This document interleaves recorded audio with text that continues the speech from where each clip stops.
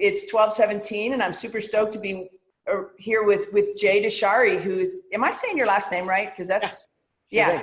I listened to a couple podcasts and I'm like, well, either they're saying it wrong or I'm saying it wrong. So you're right. So I love it. And I'll tell you what really attracted to me to your brain and what you know and how you look at things, Jay, was you were one of the first guys that I really, in the running community, that I started really resonating with, because you admitted and could then follow it up and back it up that every running injury won't be healed by resting it. Yep. And I love that, because movement to me is medicine. And I just, so much frustration from athletes and runners and just people when they go to the doctor and the doctor's like, oh, that hurts. Just stop doing that. And so then everybody's like, oh, well, running hurts me, running hurts you, running hurts people. And that couldn't be further from what we believe.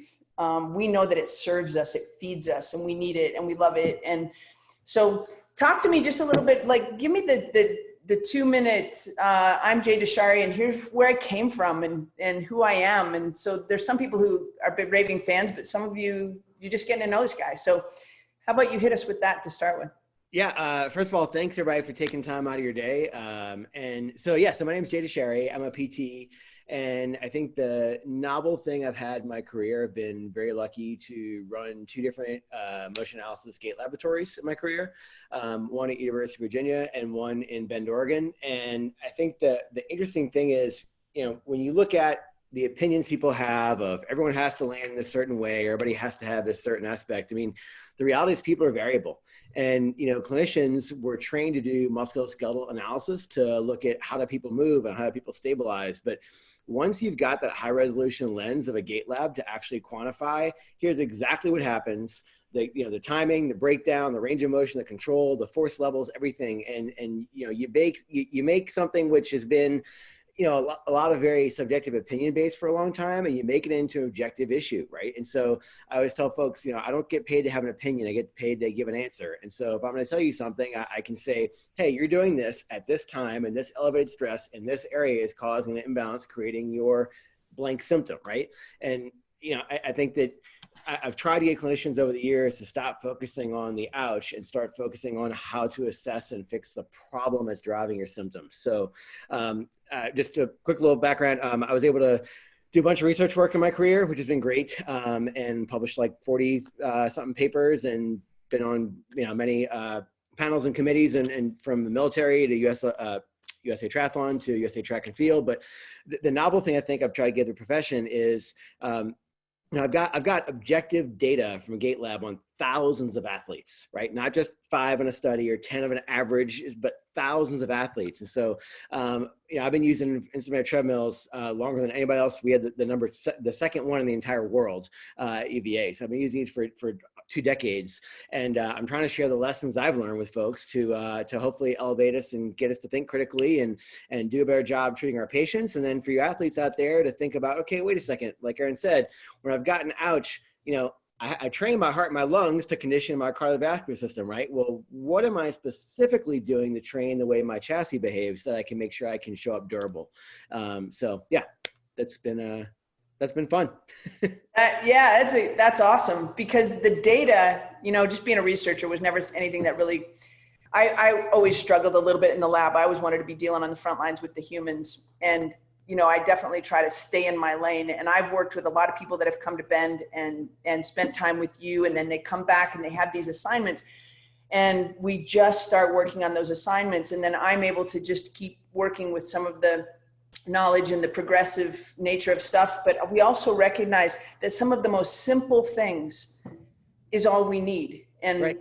The beauty of being a performance-based human as a professional rather than an entertainment fitness-oriented person makes it really, really interesting. So I kind of want to get right into the board a little bit, because I do want people to have a Mobo Board, because I'm committed to the process of leading progression. I believe in regression, but talk to me about, why did you cut out this hole, my brother? Like I should get a discount because there's a part missing, right? So talk us through a little bit of that lower leg, and then just maybe work up the body Yeah. from the foot and where the foot hits the ground, and how do we condition our feet better, and maybe they're the root of all evil and maybe they're the root of all good. But talk to me a little bit about driving into building a new tool for us. Yeah, so Ernie, you hit the nail on the head. I mean, square pegs don't fit in round holes, right? And there's variability in the way people move, but there's also some commonalities in gait. So everybody in the entire world, I don't care if you have high arch, low arch, if you're a forefoot striker, heel foot striker, whatever, you have to stabilize against this thing called the free moment. And that's, some of you are like, what the hell is that? It's this line of twisting force that goes up through your foot and ankle, your knee, your hip, your spine, your shoulders, everything, right? It's this line of rotational torque. And so when you look at, training squats, training deadlifts, those are amazing exercises and absolutely necessary. And maybe we can go and talk about that later as far as how to increase rate of force development. But when you look at, what you as an athlete need to bring to the table, you have to respond and control and stabilize against that rotational stress. And so when we look at where that comes predominantly from foot stability, hip stability, and core control, right? And there's some postural layers laid kind of on top of that idea behind core control. But one of the things we talk about is, we've been, Erin, you and I have been battling for years to try and get people to work on their core, right? And so I think that's kind of gone mainstream. And then we talk about training the hips, right? And then, we talk about the feet, and people say, yeah, well, what shoes should I buy? And that's the wrong discussion, right? I mean, that's like saying, what shorts should you buy? I don't care, pick a color, right? There's lots of shorts. Some people like them, some don't. There's lots of great shoes out there. There's not one perfect shoe, but, you have to look at what are you specifically doing to condition your feet. And so, as a therapist, when I look at people coming into me and saying, okay, what have you been doing for this? And like, oh, I've done towel curls and marble pickups, and I've done some TheraBand stuff. And not to say there's not a place for that, but that's not meeting the demands of your sport, right? That's not training that rotational control aspect of the foot and ankle. And it's just not, right? So, over the years, I developed a very overly anal, but very specific progression on how I work with feet. And it's gotten tremendous results, but it required a lot of tactile cueing, a lot of hands-on work. And, most folks love to grip and curl the toes. And we need to get out of that strategy behind gripping and teach people to start stabilizing muscles inside the foot that control our arch position. And so I worked for a bunch of, time to try and figure out how could I give somebody a surface that would sort of cue them into, find those muscles inside the arch. And so, I instead of trying to invent a product, I look at the problem, right? I need to do something to control that aspect of triplanar control. That's how our foot and ankle move. I need to have it mobile because feet are dynamic, they're not stable. And I need to cue people into the first ray, right? So, and get them away that tendency to curl and grip. So thus became this, right? So as you said, there's a little window in here. And so the idea is your foot basically rests on this platform, and there's contact for your big toe, and there's no contact for your little toes. So those of you, and most people, right, who tend to curl and grip, when we say, use your feet, you tend to kind of curl up, and what happens is you're on the outside of the foot, and you lost stability of the big toe, the first med head, and now your foot is wobbly and unstable. And yes, you might be able to, quote, balance there, but that's not proactive skill, right? So what Mobo does is sort of, we can use the word forces or cues, whatever you prefer, but it forces you to get over in the inside of your foot. And then the interesting thing is when you get over to your first metatarsal head, again, that cues muscles inside the arch. And once the arch is stable, now you've got a solid platform for everything upstream.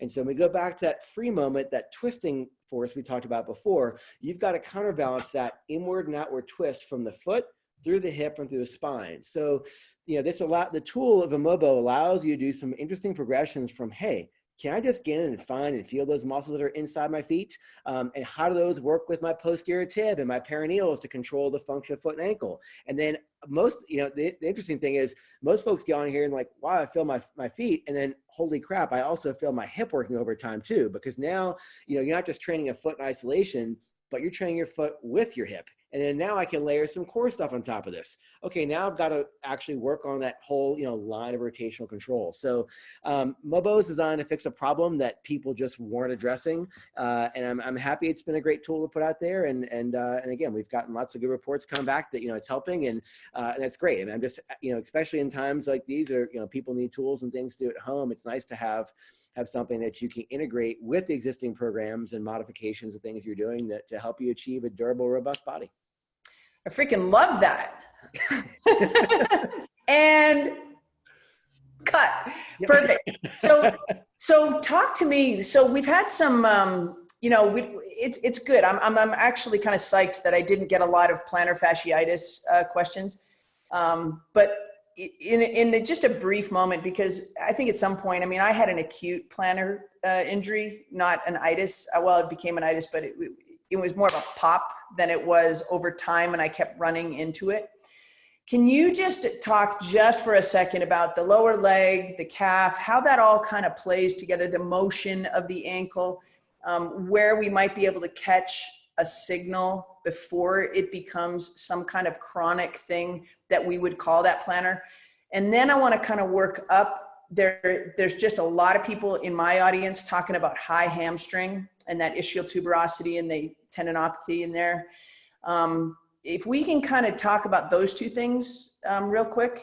Time is flying too. This is going to go too fast, but I just would love to talk about those two things, and then I'll keep going with some really specific stuff for you. Yeah. So, okay. So let's take those individually. So the plantar fascia issue. So, plantar fasciitis is a diagnosis. It doesn't mean here's what's wrong with you. I want to make that very clear. Plantar fascia is a non-contractile tissue. What that means is you can't fire your plantar fascia. Your plantar fascia is not voluntarily recruited. It's a necessary structure for sure, but it's not active. And so when you look at how that tissue gets inflamed, sometimes we see plantar fascia get overly irritated from quite stiff feet that don't move very well. And so plantar fascia doesn't move a whole lot. And as you walk and run, you have to roll over from your calf and your metatarsal heads. And if you've been limited in range of motion, you reach a point in your training volume or intensity, or maybe even just walking around, that stiffness becomes a little bit irritable. And then we do have to do things like mobilize that tissue. And so that's when you talk about, oh, well, is it worth doing fascial mobilizations on my feet? Is it worth doing fascial mobilizations on my calf? Yes. If you're somebody who has tightness and stiffness there, of course, it's going to be a component of your program. However, what I've seen get completely not addressed, and let me back up with this. So I've seen thousands of athletes come in who have plantar fascia pain, not at all. They've got the typical morning pain right in the insertion, right? And they're not tight. They have no stiffness in first rate mobility. They have no calf tightness at all. But what they have is a really poor, sloppy foot, right? And so all those tissues that are supposed to show up and do their job, right, aren't. And so you're passing loads onto non-contractile structures like the plantar fascia that are not biomechanically designed to withstand that tissue load. So let's think about something else for a second. Think about the shoulder, right? So hopefully if you're a swimmer, right, you're thinking about not just internal rotation, what we get in the pool all day long, but we also do some counterbalance work to strengthen and stabilize our external rotators. So joints need balance, right? And feet are no different. In fact, you've got, two bones right here, right? My humeral head and my glenoid fossa, my scapula. And your feet, you have 26 bones that all require a lot of coordination control.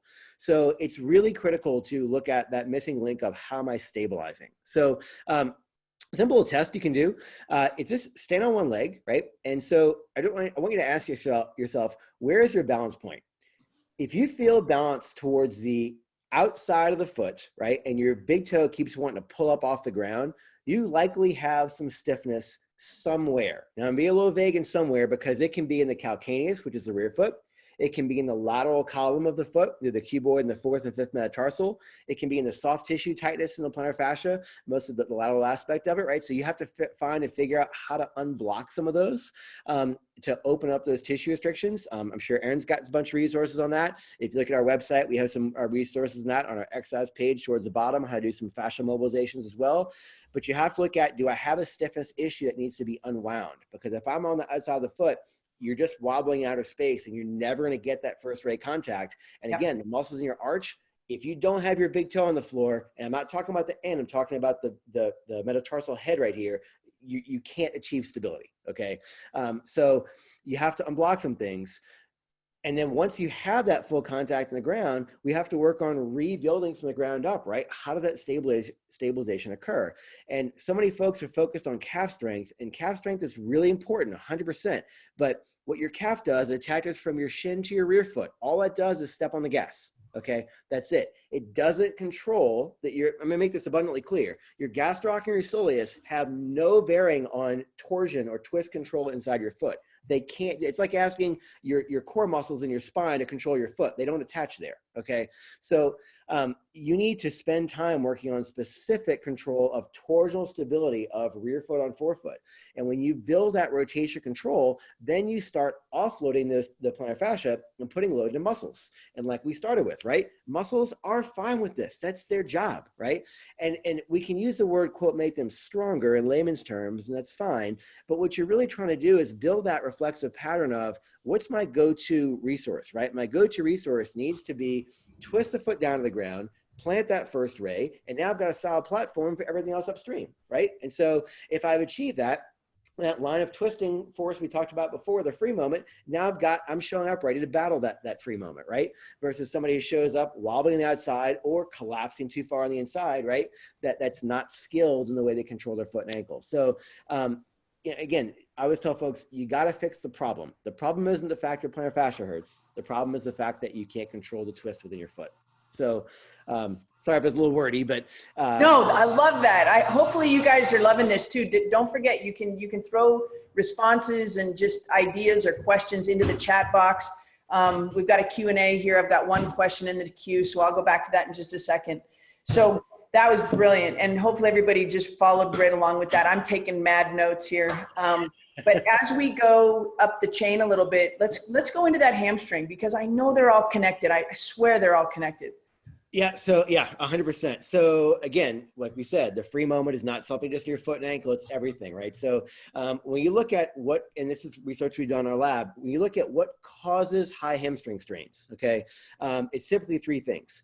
Some people show up with deficient range of motion and we say, oh, your hamstrings are tight, you have to stretch them. And, that happens as a small subset. I mean, obviously steeplers and hurdlers have these issues more than anybody else because their hamstrings under peak elongation a lot in the gait cycle. But for the vast majority of folks, I say 95% of you, stretching your hamstrings is not the issue, okay? When you look at what happens, there's sort of two things to focus on. One is your hamstring's job is to extend your hip and to flex your knee. Your hamstring's job is not to control rotation through your hip. It can't do that, okay? So when you look at what does do that, well, let's go back to what we said before. The rotators of not just the one joint, but the entire leg live down the foot and ankle and up in the hip and the pelvic girdle, right? So if you want to work on how do I control the rotational alignment of my leg, right, you have to work on those specific aspects. Doing squats and deadlifts are wonderful exercises. I do them all the time. They don't fix this issue, right? Why? Because you have two legs in the ground and there's not much of a dynamic rotational load, right? And again, it's not just strengthening things, it's building the skill of rotation. So we need to build that rotational skill. And the third thing that comes into play, I'm going to just do a little weird visual for you here because it's important, is pelvic control. And we've actually published a lot on this, especially, and we did a study, Nicole Rendos was the first author on it back in, I think, 2009, looking at the influence of pelvis on pelvic and hip range of motion on a transition run in triathlon, right? And so, hopefully we've made the argument over the years that, you don't want to run like this, right? In a big anterior pelvic tilt with a lot of sway back in your spine, but a lot of people do because they lack the postural control. And so we found that off the bike, you've been bent over in elongated position, tissues creep. And we saw people on a transition run actually have more anterior pelvic tilt and worse lumbar extension, okay, as they ran. So you're shifting things in the wrong direction. So, again, don't take this as triathlon's killing you. Take this as I need to show up ready, right? So let's talk about what happens here and why it's important. If I think about my legs are doing during gait, right? So if my right leg is swinging forward, okay, my left leg is swinging backward. And those of you with poor core and hip control, as this trail leg is going back, it wants to do what? Lever my pelvis into an anterior pelvic tilt. And if I spin around, what'd that just do? That made this hamstring relatively further elongated. And the definition of strain for tissues is length under load. If you want to make yourself in hell, keep tissues in a long position as you train. It doesn't work. And they get overloaded and tissues don't respond to that. So you have to look at the postural aspect. So to kind of put this in a nutshell, how do you fix high hamstring tendinopathy? Yes, you have to load it and do some heavy work to get the tissue to remodel. And I always tell people that, getting a tissue to rehab is easy. But to fix the problem, right, go back to checklists. What does my postural control look like? Is my pelvic alignment changing significantly during your run, right? What you look like at mile, at 0.5 is not the same as you look at mile 13.1, 26.2, halfway through your speed work session. So make sure you pay attention to that from a form perspective as you're running. Make sure you assess that when you're doing stuff with your athletes. And then what are you doing to work on those rotational control mechanics, right? So if you fix that, then all of a sudden the hamstring tissues are under less strain. And then, yes, obviously we have to load tissues because tissues respond to load, not rest. But if you never fix that problem, the tissues always gonna be under elevated load. And so you have to look at both. You guys, I love that question, and I really love that answer, and I can confidently say that we are 100% in alignment with that. And just usually at the beginning of most of our workouts before we go under load, we're really trying to just kind of reposition that pelvis, because most of us come to the session with that nice big anterior tilt. And we talk a lot about, it's not a bad thing to be able to go into an anterior tilt. You just need to be able to understand and feel what neutral feels like. 100%. And we're really just focusing on using breath, and breath can also just help reset and create that space, not only through the front, but also through the back, guys. So This is just beautifully reinforcing the journey that we're on. I think there is a journey, not a fix.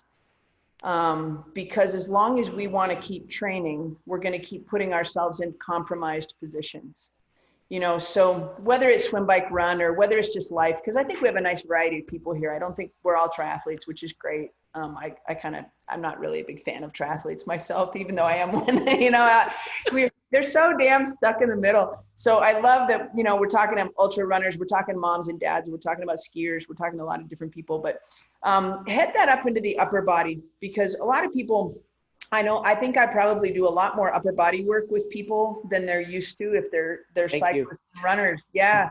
But talk a little bit about why that's so important and how that can really improve performance. And then we'll get to some specific questions that other people have. This is such a good question. So years ago, I was asked to do a presentation at a conference on the influence of upper body mechanics in running. And the reality is, if you look right now, there's like 8, I think maybe 9, if you count one, studies on the influence of upper body on running, and not just running speed, running anything, right? So the reality is, I run a gait lab, and I was like, well, let me just run my own study, right? So I had runners come in, and I just had folks just real simple, right? I had people run, right? Different speeds. I said, okay, do me a favor, run speeds, just what you just did. I didn't say anything about lower body, anything. I said, do me a favor, let yourself arch back a little bit. So kind of get in a fatigued position, like a lot of people tend to dump in the back seat. And then I want you to lean forward a little bit more than you usually would, right? And so what we saw was, and again, square pegs and round holes, right? I'm not looking to compare you to you. What we saw was when you had people go in an extended arch position and in a forward flex position,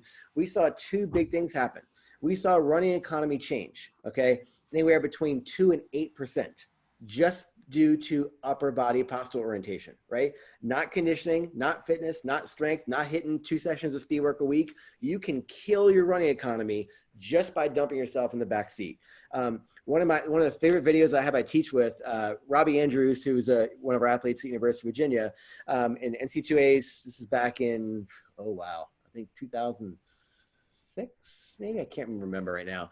But anyway, no, it was later than that. It was 2008. Anyway, it's a great video, right? Gun goes off, 8 guys fire away, and what you see is like the epitome of running form, right, is out in display. 200 meters from the finish, 5 of those guys get tired and literally go straight into the back seat, and 3 don't. And what you see is a 3 perfect posture alignment come across the finish in 1, 2, and 3, and the 5 people who go in extension are out the TV camera.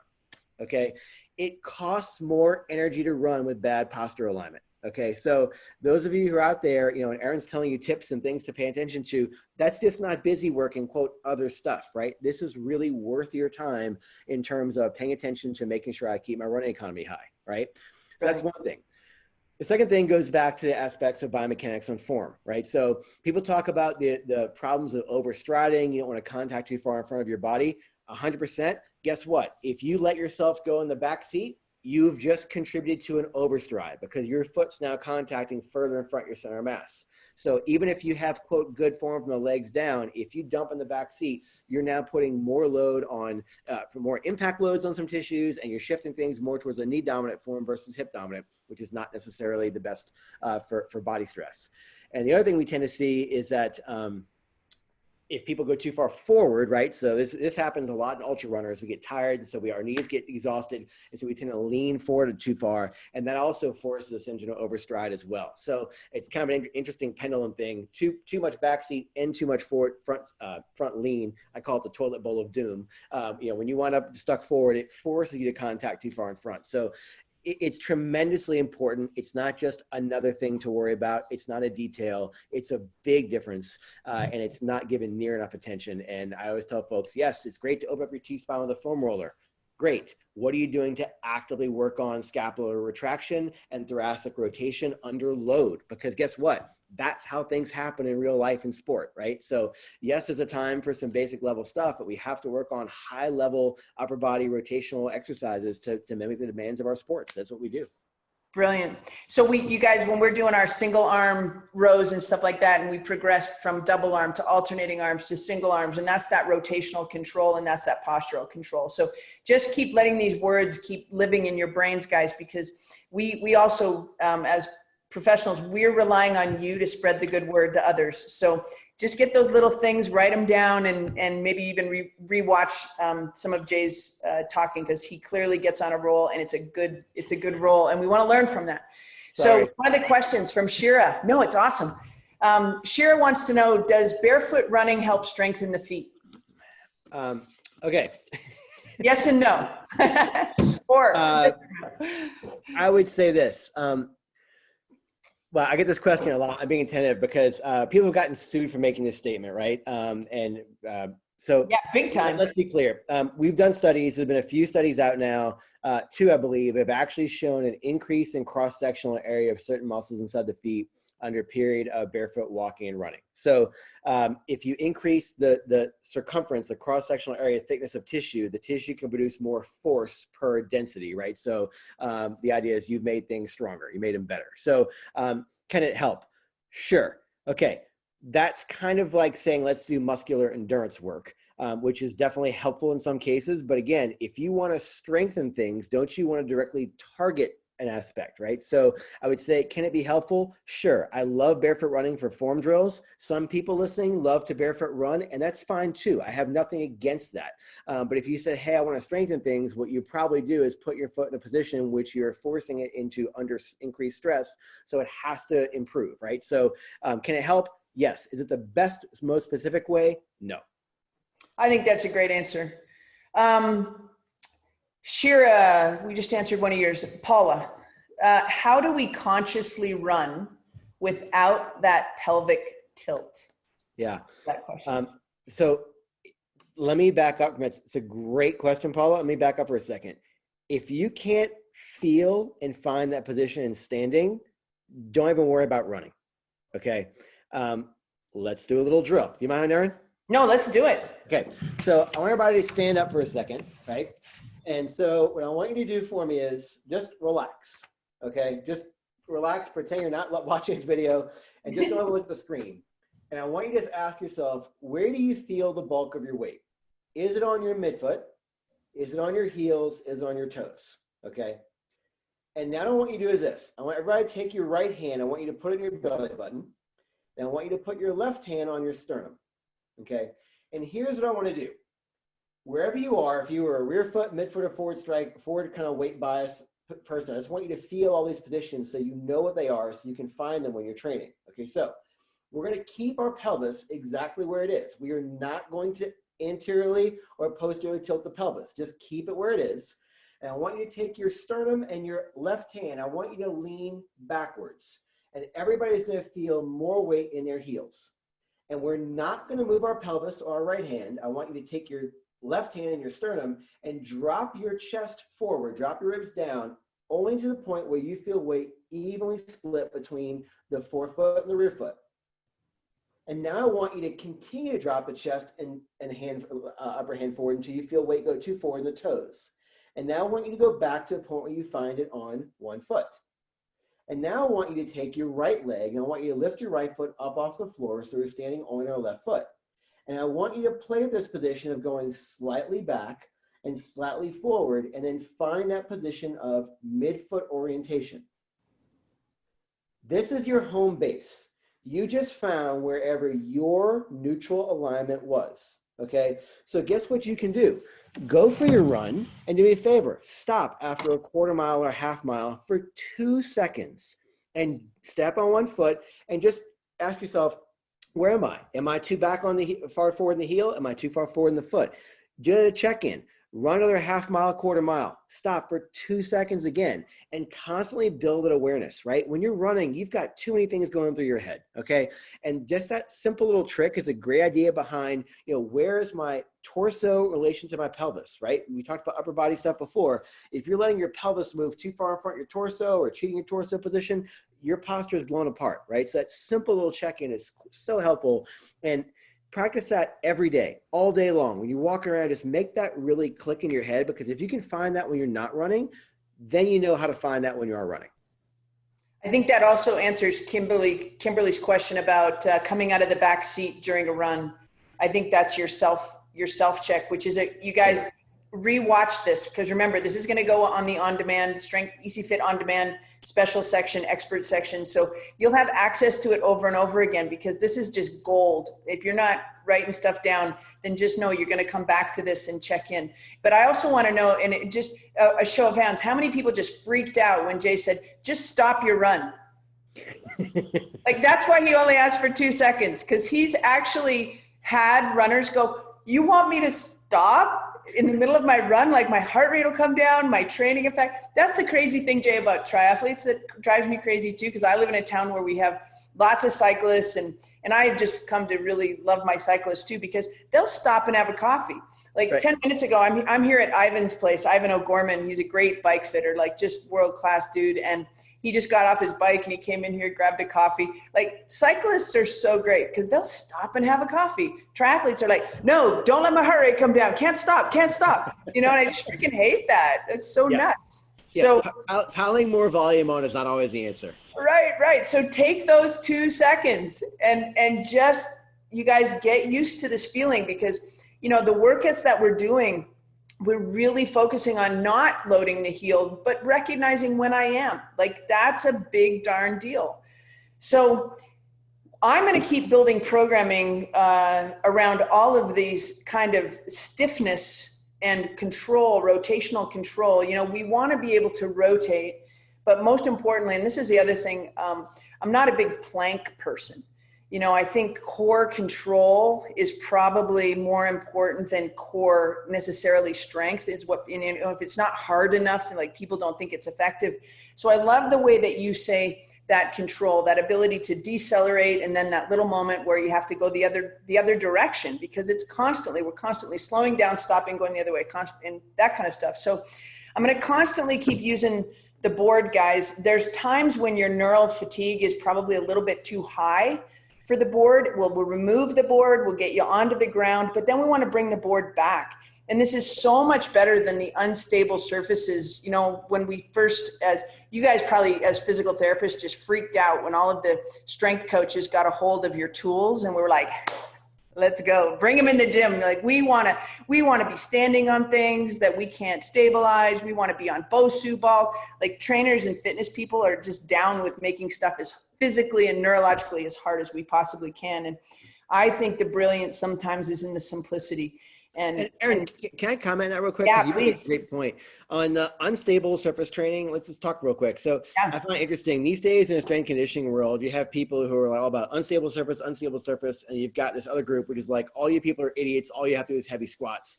And we need, like, again, everything doesn't apply to every single person in every situation, right? That just doesn't happen. So let's just talk about this real quick, because it's really, really important. If you look at what's the single highest correlative factor with performance as an athlete, It's one factor. Everybody wants the one number, right? It's one thing. It's called rate of force development, okay? So it's not how strong you are. It's how quickly you can reproduce your strength. So when Erin has you guys doing programs that are working on explosive recruitment, right, or lifting very heavy, you're getting not just, quote, stronger, but you're getting increased neural drive to find a way to use that strength faster. Because there are papers, there's a research study literally titled, "Runners who put more force down on the ground run faster." Like, that's the actual title of the paper. Okay? So if you want to improve that aspect, you have to do certain things on what? Hard, solid surfaces. You're not using toys, okay? That's the reality. But again, running sports aren't just straight line, right? You have to deal with lateral loads, rotational loads, compressive loads, shear loads, right? And so to balance that system off, right, I always tell people you can't put a jet engine on a paper airplane, right? So to balance the system off, you have to do what I personally group everything under what I call precision training, right? But this is a different aspect. Like Erin said, it's not the time to work when you're neurologically destroyed and exhausted, right? This is a time to come in fresh and take some time to focus on the positions that you're in. And so the tools and systems that you're using, if you're using toys, whatever toys they are, if it's a Mobo or not, need to be things that are the right learning environment. So you want something that's challenging, but not, quote, too hard. If it's too hard, what happens is people tend to lean and shift and wobble and oscillate, right? And I tell people all the time, if, you know, some people are very athletic and they can come in and get in a Mobo and start at a much higher level. Some people really don't have good balance. Not against you as a person, your balance just isn't there, or you've ignored your foot for a long time and you have a lot of issues. So guess what? If you need to hold on to a wall or a broom or something as you're moving, do that to give your nervous system a chance to go, okay, I'm learning. Because if you make the environment too hard and too complex, you don't learn, you just keep cheating. And cheating is the reason why you got hurt in the first place. Okay, so it's really important to make sure the tools you're using are hard, okay? So if you'll notice, Mobo is a wooden deck, it's bamboo, right? And you want things that are hard because if you put your body on a hard surface, it's consistent, okay? When you put your foot on soft, squishy surfaces, what you're doing is delaying proprioceptive input back to your brain. It's not the best training environment, okay? So making sure the tools you're using have a justification to use them. If you're using something that's soft and squishy, have a reason for that, right? There's a time and a place for those, but it's not improving the proprioception or the position sense. That comes from using hard and stable surfaces, not soft and stable surfaces, whether it's Mobo or not, so. Brilliant. So Katerina, to your point, how does it compare with the Bosu? If you have the Bosu upside where we're flat, it's the Mobo board's going to be somewhat, we can compare it a little bit because at least it's a stable flat surface. When you're on the ball side, the dome side, I would say it's a waste of time. Like, that's horrible, but it's just as a runner, like for some people, it's not a waste of time because it's a weird challenge and it got them in the gym. And that's better than not going to the gym. But I think for a runner or for a performance-based human, like somebody who wants to ski and somebody who wants to mountain bike and somebody who just wants to have this beautifully aligned skeleton, those overly complex challenges just don't give you the neural feedback that you need and want. And Magda, if I can just take this and then get Jay to comment on it. Mike Boyle, I think Jay probably knows Mike. He's just a classic, great strength coach guy back in the East Coast. And he answered this question. So Magda's question, why would we then squat from our heels when the power comes from midfoot or front foot? And I love that question because squatting for strength as a strength-based athlete, the answer is really different than if you're a runner or a performance-based athlete. So we still want to squat, but where the focus of the squat is becomes really quite important. And I'm gonna let Jay talk to that a little bit, but what Mike said, which I thought was fabulous, was he's going, you know, some of the strongest guys in the world, just watch them go for a run and then just decide whether, you know, you want to train like them, you know? So that's not really what we're after. You know, there's beautiful, squatting is a pattern, not an exercise. And especially when we want it to translate really well to performance. So maybe just take a second, Jay, on that topic. Yeah. So there's two questions in there. So number one is the cue effective? And two is, what does that result in if you're doing it effectively? So the two most common cues in squatting are, one, stick your butt back. I hate that cue because it seems like 85% of the people who have heard that cue from me come in and they show me their squat and all they do is arch their back and stick their butt out like a stripper. I'm sorry, that's what I see, okay? The goal is to get people into a proper hip hinge. You get that cue, and that's the goal. What people do when they hear that cue is often different, right? So I'm using that analogy because when you tell people to squat from your heels, what you're trying to do, right? Squat, by definition, is a mix of load from the knees and the hips, okay? So if you allow your knees to go further forward, you're putting more load in knee muscles. That's not bad. That may be the goal of the intervention that day. It's fine. If you squat hip dominant, meaning more hips back, you put more load to hip muscles, right? And if that's the goal of the day, that's fine.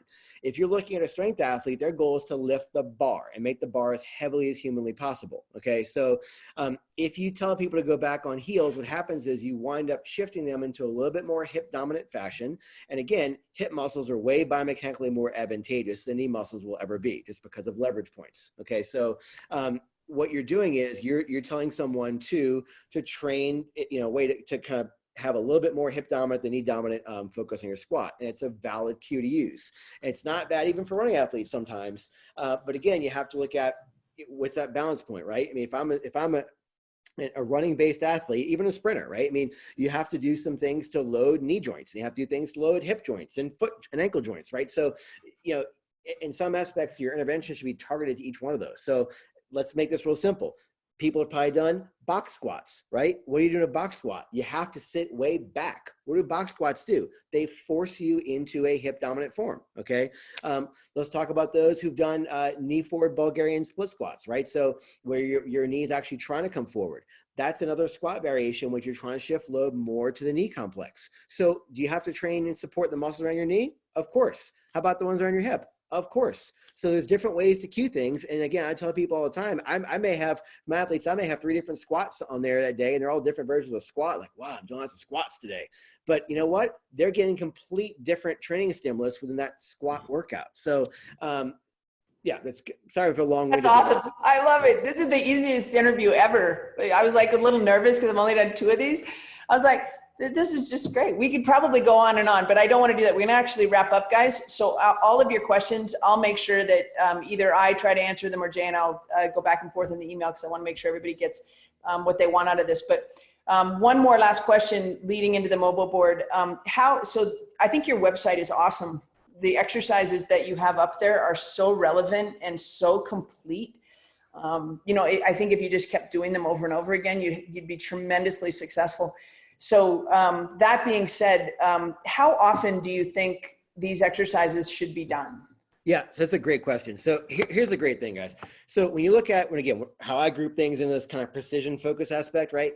The goal is to do things frequently in small doses. You don't need to spend an hour doing every exercise on the Mobo website. That's a complete waste of your time, okay? What you have to do is train the idea behind specificity. And so, I tell folks, I would love to have you jump on your Mobo board for, 10 minutes total, like 3 times a week. Like, that's awesome. You want to do it more than that? Great. If everybody has time right now, you work from home, it's awesome. I can't tell you how many people I've got saying I'm on my Mobo and my standing desk all day long. That's awesome, right? But I think, you want to expose your body to different stimuluses often, right? And so, if you said, hey, I'm the kind of person where I just need a plan to stick to days a week, then say 3 days a week for about 10 minutes. If you're the kind of person who likes to do things more frequently in small doses, I love it, right? I mean, just most people have a hard time saying, okay, where's my 5 minutes of Mobo time every day or foot and ankle time or whatever. But that's one thing. And then if I could comment one thing somebody asked earlier about the BOSU versus the Mobo idea too. Going back to the idea behind training specificity, right? So BOSU is a great tool, it's a wonderful tool. And like when you said, when you put it upside down, so you're on the hard part, it wobbles in every direction. And I found that can be almost too challenging because most athletes, what they'll tend to do under balance stress is they tend to shift the BOSU to the outside of the foot down, inside up, and they lean from their hip and they kind of balance.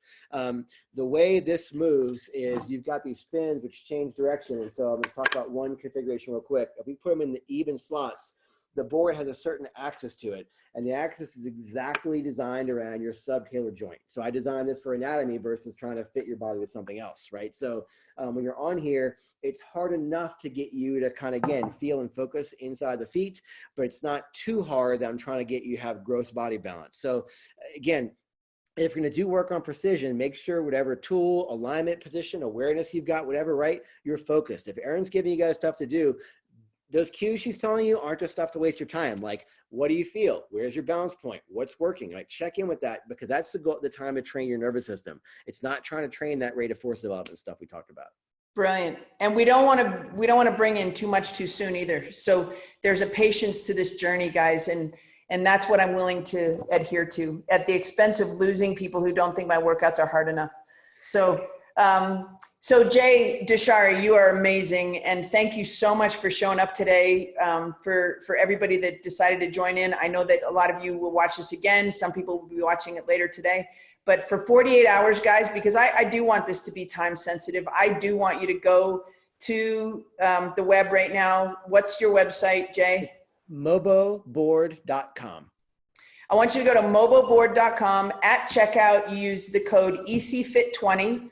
My normal relationship with Jay is ECFIT 10. So 10 is not as much as 20. So you can always get the ECFIT 10, but let's make a commitment to just get on board here together, because making these adjustments and whatnot within the workouts is fine. We can keep doing it. But when you have an amazing access to a tool, and the guy that made it, and the information, and the bigger question is always the why are you doing stuff? I think this is a tool that will pay for itself. Like if you go to, it's ECFIT, Nancy Mitchell, ECFIT 20, and that's only going to be good for 48 hours. And then we're going to go back to that boring ECFIT 10, and that's just fine. So the bottom line is, we want you to make this a lifetime of thing. Like if you go see Jay right now, trust me, he's going to charge you a lot more than $84 or $89, which is the cost of the board. And if you use the board, we can avoid a lot of those costs, spend that money on much better stuff like wine or travel. Someday we're going to get in an airplane, So just make that investment, you guys. I will keep driving it, but even if you don't join with me, like Jay has great stuff on his website, and you need both of his books because they are just primers and just more and more information. So I hope you guys have enjoyed it. Jay, thank you. I love having you part of my world, and I'm just stoked to call you a friend as well. So thank you for always being there for me when I have questions and whatnot too. So Pleasure, Erin. Thanks for all you do. Okay, guys, we're gonna peace out. Okay. Take care, everybody. All right. We're ending. Bye. Peace. Bye.